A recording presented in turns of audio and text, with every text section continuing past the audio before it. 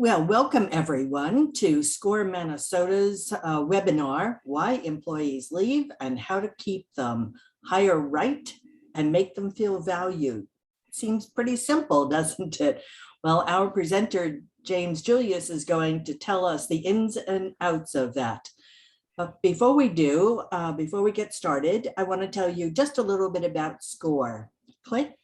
SCORE is a nationwide nonprofit, and we are a resource partner of the Small Business Administration, the SBA. Our chapter has nearly 90 volunteers ready to help you with all of your business problems. All you have to do is apply for a mentor. We are very proud that our chapter this year was recognized as a District Chapter of the Year. Click. Since 1964, in the 50 years that SCORE has been around, we have assisted over 11 million clients. We'll assist you in all phases of business, whether you're thinking about starting a business. I just started a new client yesterday who was thinking about starting a business, and I wish he had contacted me about 6 months ago before he started putting some things in place. Or did you open a business and now you're thinking that you need some strategy, or you'd like to grow your business, or finally you're thinking about exiting or selling your business? We have a team that's specially designed to help you in that part of the process.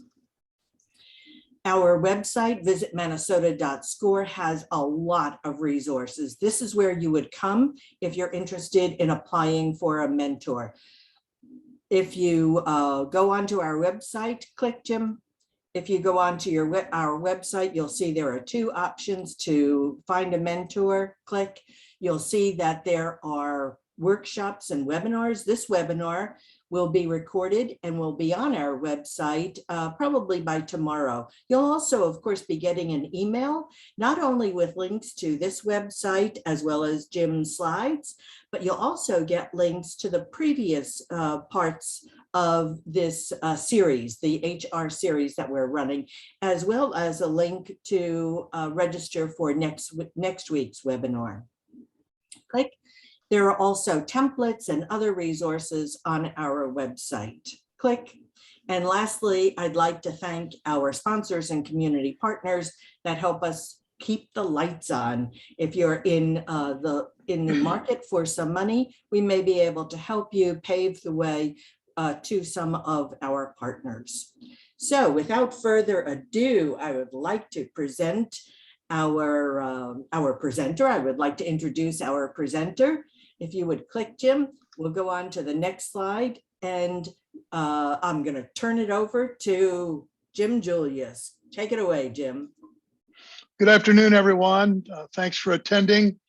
I'm going to talk about a topic that's very much in the news nowadays, and I'm sure affecting many businesses that have employees, and that is employee retention. It is so hard to find new employees. They're passing this sign 10 times a day, either coming or going from your company, and they have lots of options.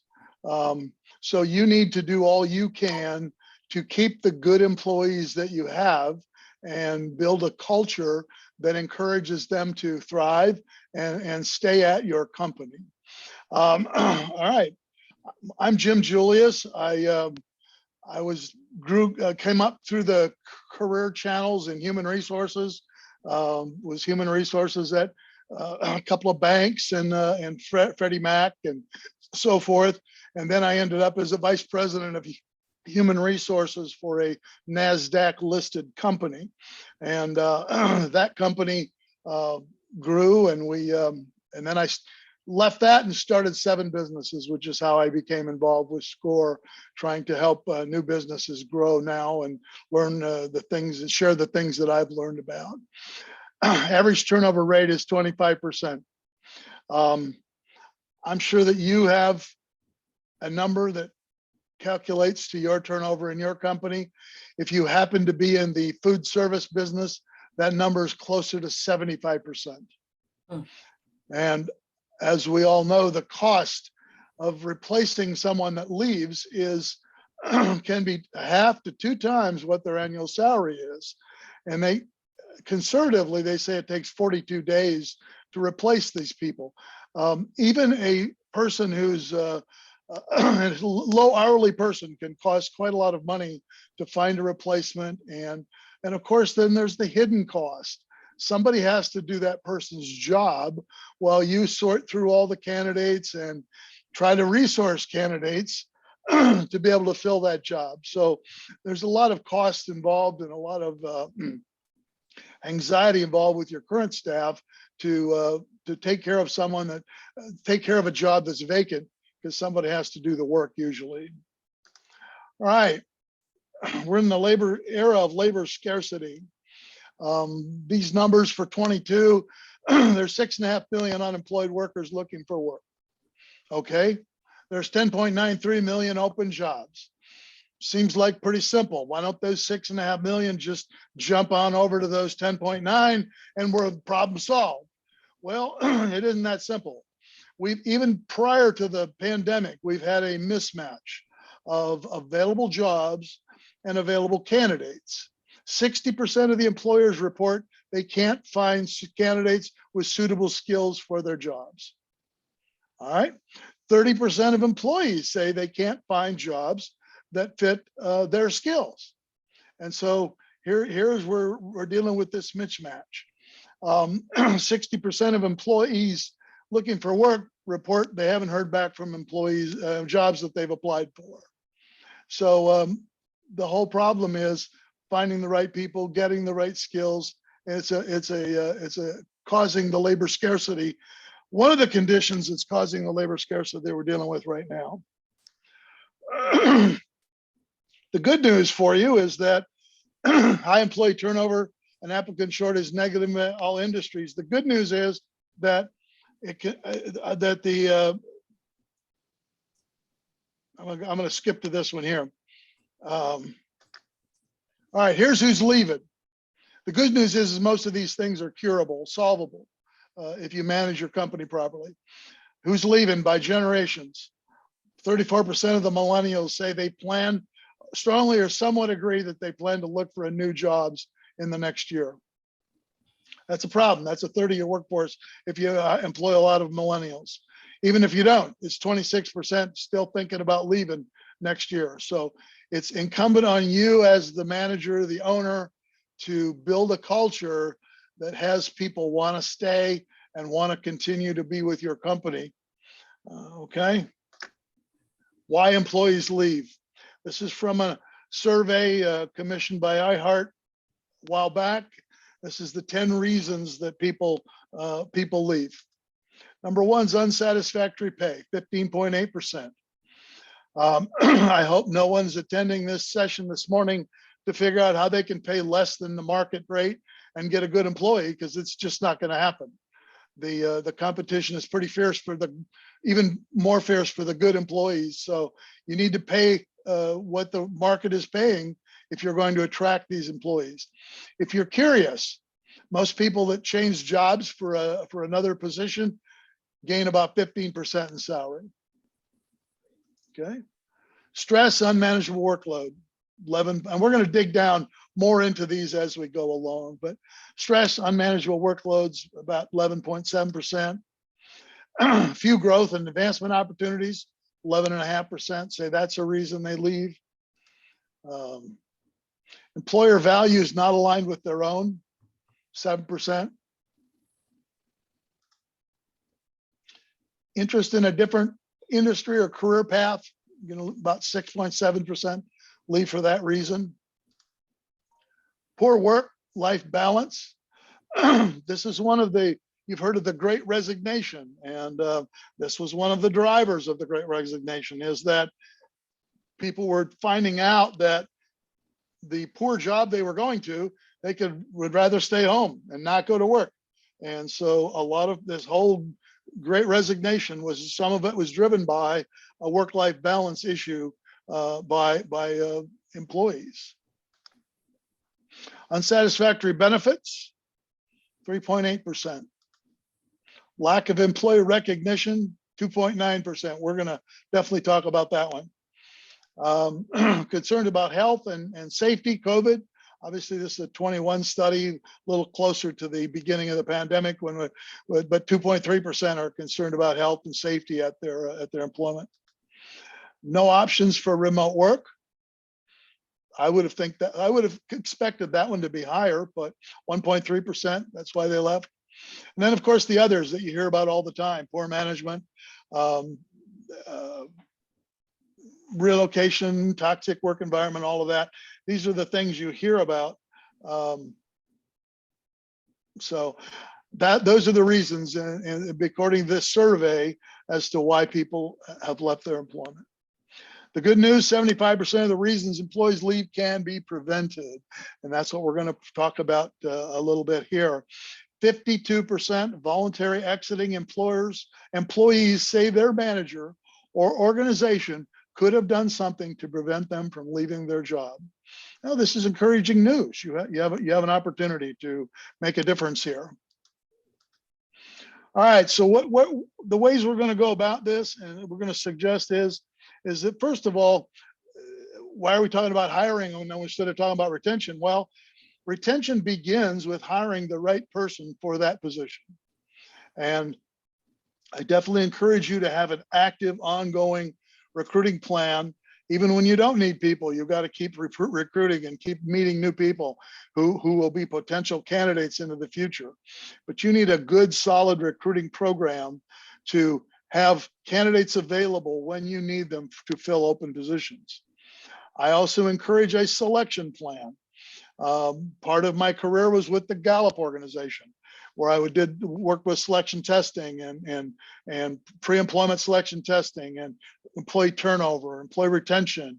And we worked with psychological testing for all of those cases. And I certainly recommend that if you're hiring new people, is to take a look at the selection tools that are available. Some are called DISC, some are called the Clifton Strength Finder, which was named after Dr. Don Clifton, who I reported to at Gallup many years ago.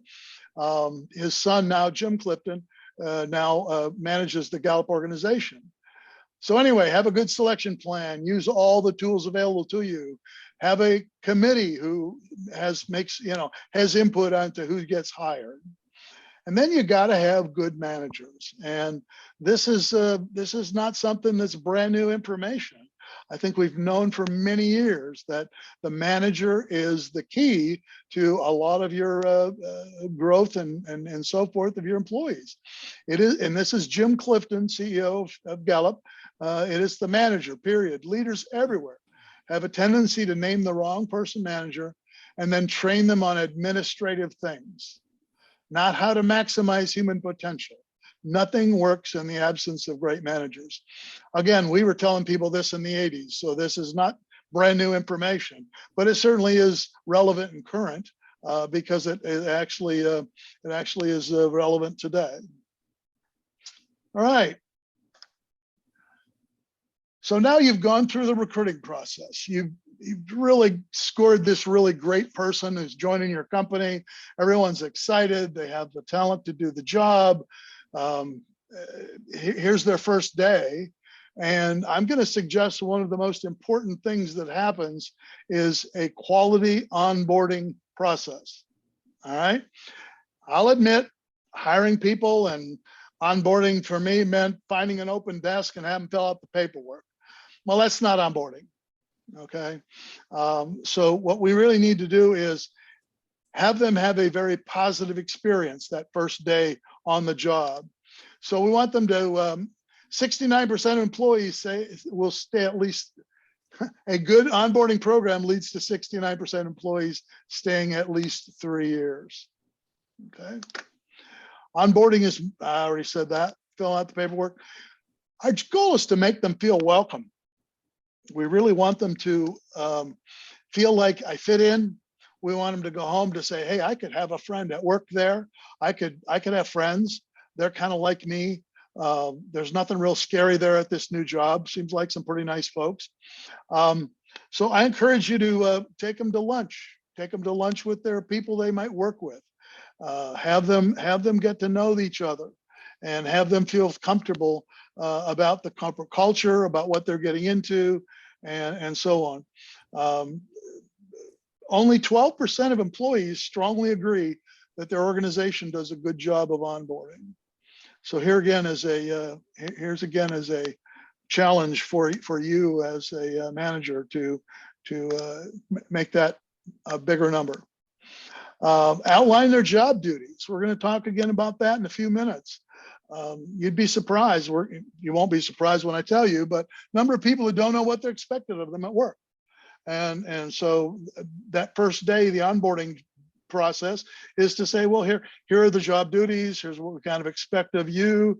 When someone leaves after a few years, most companies have this big going away party, and I've attended them. No doubt, I've been the recipient of them as well. You know, I'm not saying it's bad to have a big party when somebody leaves, but I think it's really much better to have a big party when someone joins. So today, for this new person coming on board, get everybody together, go to lunch, have this person feel comfortable. That's what our job is today. All right, I would involve their manager certainly. Here again, some of the technical parts. If you're a big company, you have computer sign-ons and door pass keys, have all that stuff ready. Have them think, oh, they were ready for me to show up today. So do that before they arrive and have them, here you go. Here you're all ready to go. All right. Here's another one. I would consider assigning a mentor who maybe was not their manager. So they can have someone to talk to, bounce ideas off of, get questions answered that may not have been answered in other ways. Okay. We develop a personalized career development plan for this person. And this is the day we start that. Okay, it's an ongoing process. All right, all of these, some of this came from the quote up top, came from Career Builder and so, all right. So the next thing is we're going to offer competitive pay and benefits. As I said earlier, I hope no one's attending this session thinking I'm going to get by. How can I hire great people without paying great salary? You can't. So you need to consider a different path. Here's the same survey in terms of what employers benefits that they normally offer. Health insurance, 75% of employers offer it. Vacation, 66% after 3 weeks. Retirement plan, 66%. Dental insurance, 75%. So it looks like 3/4 of the companies are offering some kind of benefits, medical and health benefits. And then of course, parental leave, paid sick leave, all of those are other benefits that are being offered. All right. Next thing we're going to talk about is that the number one thing that I would like you to take away from this session is that you need to hire the right person and then help them grow. Here's another quote from my ex-workmate, Jim Clifton. Don't listen to the hype from tech companies about what makes a great place to work. Employees don't really care about free lunch, toys in the office, volleyball courts, bringing your pet to work day. What they really want is career development. They want to improve. So you can stop shopping for that foosball table that you think is going to have everybody stay once you get that foosball table, and you can have meaningful conversations with your employees about how they want to grow, about how they want to get better in their job, and about how you can facilitate that growth and help them. And what you really are creating here is a phenomenal corporate culture, awesome corporate culture, where people want to be. They want to come every day to learn more. They want to grow. They want to get into new positions. They want to either grow in their current job, maybe want to advance to other jobs. And then there's an unintended consequence, is that once you have this awesome corporate culture, it becomes easier for you to recruit people because your lobby is going to be full of all these people's friends who heard what's a great place you are to work, and they want to work there too. So it just helps, it eases your recruiting challenge because you have a lot more options because people want to work for your company. So this is the key takeaway. People want to grow. They don't want a volleyball court. That's not what they're here for. They're here to grow and get better. And you have the opportunity to help them in that endeavor. Oops. 94% of employees would stay longer if their company invested in their professional development. That's a big number. That's a big number. All right. You need to set the culture. 86% of millennials believe it's important that their work involve giving back. Well, this is where you are able to have a group sessions where you go and do some give back opportunities. You go help build a house, you go help wherever you want to help. But this is where you get people involved in setting a culture of being a helping organization. All right. Promote diversity, inclusion in the corporate culture. It's the right thing to do. Okay. All right. Next thing is to set expectations. 50% of employees report they don't know what is expected of them at work. I have no idea what managers are doing nowadays, but they're certainly not having their employees understand what's expected of them. Good news is this is an easy fix. The cost to fix it is zero. Have your managers get with your people and have everyone understand what's expected of them. That's just common sense. Research supports up to a 10% increase in productivity when expectations are more clear. So this is the first thing you can go and do this afternoon when you get back to your work, is to make sure everyone understands what's expected of them. Okay. Employee recognition.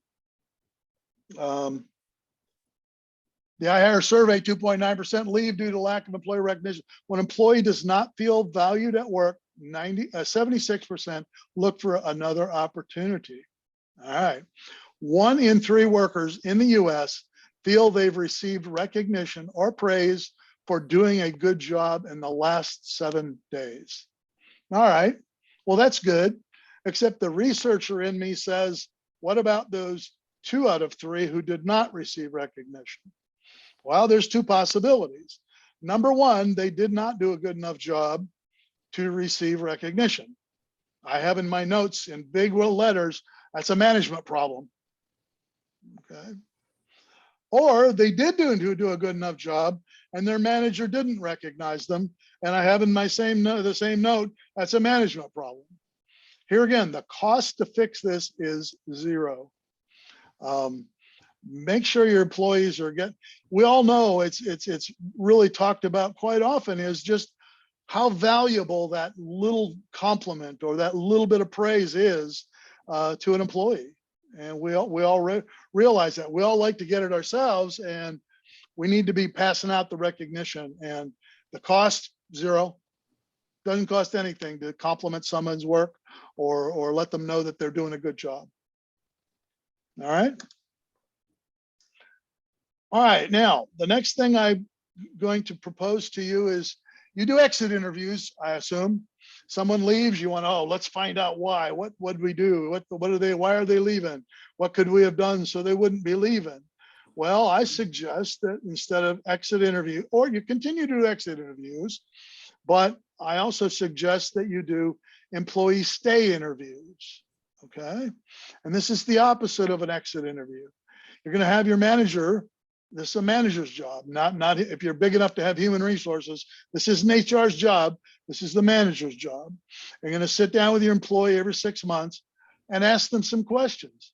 Why did you choose to work here? Well, are we meeting your needs? Are the reason you came here, are we meeting your expectations? And then as we get down through the list, and again, this is not a comprehensive list. You need to make a good list that's consistent, and you ask the same questions every 6 months. But are we meeting your long-term goals? Are we helping you grow? That's the key question. Earlier, we said, a huge percentage of people leave because they're not growing on the job. That's what they want. So we're going to ask now, our current employees, are we helping you grow? Are there programs that we could help you get into that would help you uh, become better at your job or even qualify for another job. Our job is to help you get to grow, and we want to make sure we're doing that. So I encourage you to do these stay interviews, and ask them for suggestions to improve. I've gotten, throughout the years, I've gotten some phenomenal ideas from employees about, yeah, I didn't think of that, but yeah, that's a good idea. So this is the good time to have that conversation and listen to your employees. All right, so we're down to the summary here of kind of what I've talked about. We're going to hire the right employee, which is not easy. We're going to have the right manager, which is even harder. Once we get a good employee, we're going to onboard them properly. We're going to offer competitive pay and benefits. We're going to help them grow. We're going to set an awesome corporate culture. We're going to make sure they understand what's expected of them. We're going to recognize them for the job they're doing well. And we're going to ask them on a routine basis if we're meeting their needs and if this is the place they want to be and all of that. And is there things we can do to help encourage that? So that's what we got. This is some of the resources for this presentation. That was great, Jim. Thank you. There have been, that's my recognition to you, Jim. You did a good job. We have a couple of questions. One comment was that, does this really apply to my small business? And I think that you could probably would say, absolutely. It doesn't matter what size your business is, right? If you have one employee, it applies. Exactly. And you probably think of that employee as a friend, and I hope they are. And often in a small culture like that, yeah, this is my best friend. But still, it still applies. They still want to grow. They still want to have their expectations met on the job. So yeah, I do not think there's a big difference between a small number of employees or even one than a big company. And now obviously you don't have the resources, but you still got to make sure you're meeting their needs. And substitute manager for owner. If that's all you are, you have owner and one employee, you are the manager, and you need to step up your game if you want to keep those employees. Yep. Megan is saying, currently workers are in the driver's seat, but when do you think the employment pendulum will swing back to employers? Yeah, my crystal ball's not working this morning. So Jim. yeah. These things are cyclical. So it will swing around, but all of the things that are contributing to this, I don't think are going to go away soon. I think you're going to be challenged with hiring employees for a while. And so I think you should invest resources in getting better at hiring employees. I mean, and again, this is not an employment seminar. I have one of those, but I tell people nowadays, your next employee may be pumping gas next to you at the gas station. You need to be circulating out with everybody, whether it's at church or whether it's at racquetball or whatever it is you're doing. You need to be meeting people. You need to be taking names and kind of thinking of everyone you meet as, you might be a potential candidate for my company. You might be my next client, or you might be my next employee. That's right. That's right. Always think about your business. My husband would laugh at me when we would go to a cocktail party because everybody I talked to knew what business I was in, just in case they needed my services. Yep. We have another question from Megan. She said that the 94%, and that related to training, the 94% resonates with me. When I was an employee, I had to pay out of pocket for upskilling and finding training courses. Not a good idea. No, and you didn't feel real good about that either, but I hope you're with an employer now, or maybe your own company where you don't have that where you don't have that case. Right. So Donald said, I learn during exit interviews that employees felt disrespected, however, did not report these issues to HR, and management covers up the reality. We, HRM, have a duty to monitor manager effectiveness or leadership. Yeah, I agree. Good comment. Yeah, employees are often hesitant to report anything to HR because why make waves here? That's hopefully they have in a perfect world, they would have a manager that they go talk with, and if they can't talk to that manager, they should be encouraged to talk to HR. And I'm sure when I was in HR, I was circulating around and talking to people and making my rounds and hopefully started some conversations that may not have happened if I wasn't circulating among the staff. So I assume you're doing that as well.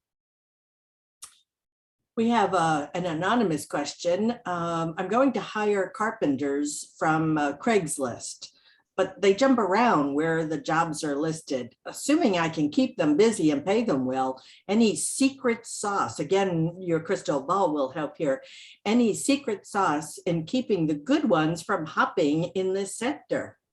That's a tough one. Talking about carpenters now. Okay. Carpenters, that's what he's looking for.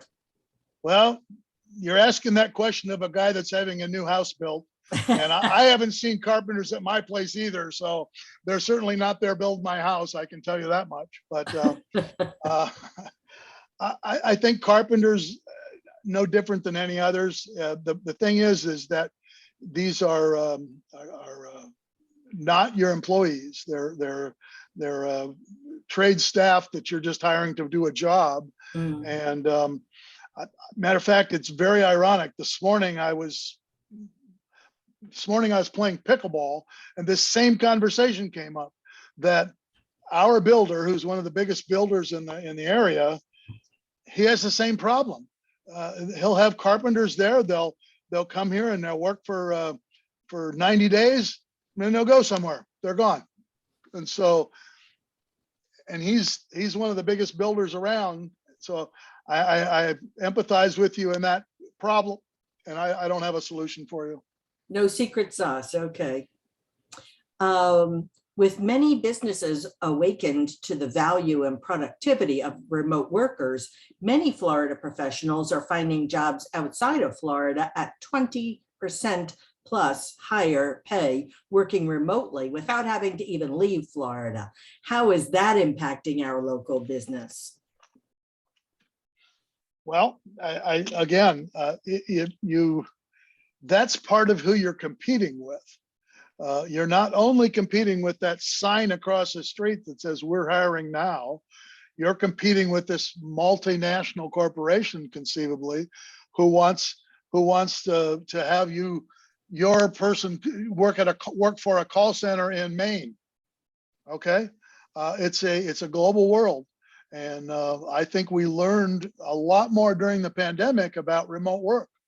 And there's a lot of benefits to it, and a lot of people prefer that. So again, it's just one more set of circumstances that you're competing with to hire employees. Yes. And maybe some Florida employers will step up and pay reasonable rates. When we moved to Florida 10 years ago, I was making over $100 an hour in Connecticut. Coming down here, I would be hard pressed to make $30 an hour. Yes, but it doesn't snow. It wasn't worth it for me to work down here, quite frankly. It just wasn't. I continued traveling back to Connecticut for weeks at a time. It was worth it for me to go up there and spend some time, but not in the winter. How do you make sure that managing by walking around is not perceived as militant or micromanaging? Well, I don't know. It's probably your relationship with the people. You need to, it's an ongoing relationship. I hope this is not the first day you're doing that. And they know you, and they know that you're here to help them and listen to them. And that's the key thing, is your job's to listen at that point. And their perception, I don't know. I'm not sure I control their perception that much, other than I'm here to listen. Yeah, I think you hit it on the head. What is your relationship with them to begin with? And if they feel threatened by you watching them, then maybe there needs to be a conversation. All right, I think we have answered up. I understand the gig economy will be addressed next week. Do you see the outsourcing trends continue? I'm sorry, I didn't get that. Yeah, I understand the next week's webinar is on the gig economy. Okay, good, good. And do you see outsourcing trends continue? Yes, Yes, growing probably. I think so. This is such a global economy Yeah, that getting things done remotely, and that is part of next week's session. I have seen the slides for it. It's a big, it's the future, really. Yep. How do I stop those carpenters from going and starting their own business doing exactly what I'm doing? I don't know. I don't know. You can perhaps offer benefits that they couldn't afford as small businesses. If you have 10 employees, you're in a better position than if it's a sole proprietor, but it's a hard one. Yeah. All right. I think all of our questions are answered, Jim. I think you did a great job. Thank you. Oh, Anonymous says, aha, stumped you twice. All right. Well, thank you all for coming. I appreciate your coming, your participating. You will be getting a link to this video. You will be getting a copy of these slides. That should be in an email in the next day or so. It may not be today, but probably by tomorrow. So we'd like to remind you to go to the SCORE website if you're interested in having a mentor like Jim or me to help you through this. We'd be happy to help you. We have almost 90 members standing by waiting to assist you. So you can go onto our website, minnesotascore.org. If you'd like to volunteer, there's a link to do that. There's resources, there's templates, there's all kinds of things on our website. So please visit it. The other thing is that you'll be getting another email from SCORE National asking about your opinion of the webinar. It'd be really great if you could take a moment to fill that in. The most important part of that questionnaire, however, is what other topics are you interested in? I'm the education chairman. I'm always looking for ideas on other topics. So if you fill that in, that would be really quite helpful. So thank you very much for coming. And thank you, Jim, for doing a great job. We really appreciate it. All right, thank you. Bye-bye, everyone.